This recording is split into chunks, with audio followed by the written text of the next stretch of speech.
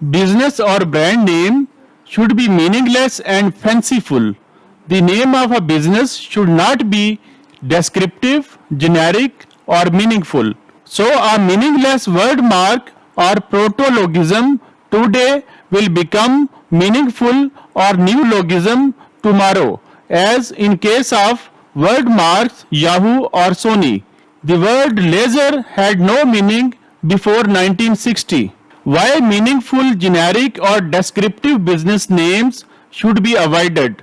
In this video, I will try to answer this question through examples of Amazon.com and Booking.com. Many people will argue that Amazon.com is also an evocative and generic name, but a successful business. So, other meaningful names can also be easily successful. My simple answer is that then was 1994 at the time of launch of Amazon, when internet was in early days, and now is the third decade of 21st century. In fact, Bezos had chosen Cadabra.com but renamed the company to Amazon after the famous voluminous river. At that time, Yahoo was the biggest search engine, which had listed entries alphabetically during those early days of the internet. Of course, a name starting with a letter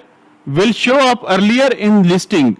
Then see if he would select Amazon over Cadabra. The naming strategy Amazon by Jeff Bezos was quite rational and pragmatic at that time in 1994. Choosing Cadabra.com was not a right choice at that time. However, as you know that now Google and other search engines do not display listings alphabetically, so Cadabra name would have been better option than Amazon name if he had to choose the name now. Let's move to another example of a descriptive name, Booking.com. Although Booking.com is a successful business, however, it cannot hold its distinctiveness without mentioning the .com extension due to its descriptive or meaningful brand name. USPTO had declined to register the Booking.com, but United States Supreme Court in its 2020 judgment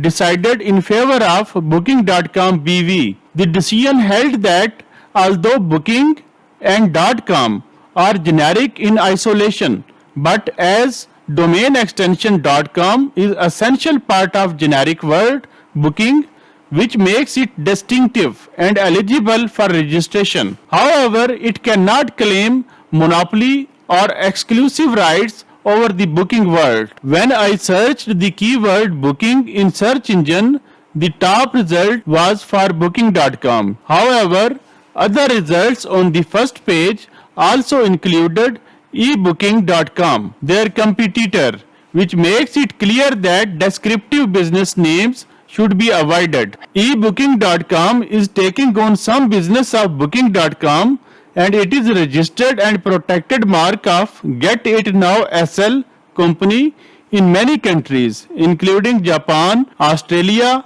Israel, Singapore, New Zealand, WIPO and USA. Some other similar websites such as realbooking.ro and halalbooking.com also exist. There are many similarly named registered businesses around the world such as One Booking, Orion Booking, Buy Booking, Sky Booking, Booking Luxury, Booking Adventure, Green Booking, etc. Another disadvantage of meaningful business name is that it cannot be scaled. For example, it will look odd if booking.com website starts selling goods. It was wise decision of the owners to change name of InMotion Now to Litho and Brad's Drink to Pepsi. Therefore, we can easily conclude that descriptive word marks are not favorable and should be avoided for your next business name. Descriptive and generic business names face more legal battles to save their brand distinction. The users of generic brand names are also more prone to phishing attacks. Descriptive business names are also less scalable and have SEO disadvantages. So instead of wasting time in finding meaning of a brand name, choose any short, unique and easy on the tongue word and then focus on building goodwill of the brand name by creating trust and providing quality services. You can learn more about choosing a right business name in next videos by Dozro. If you like this video, consider liking it and following our social media pages. You may also look into description below for some useful links. Thank you so much for your time.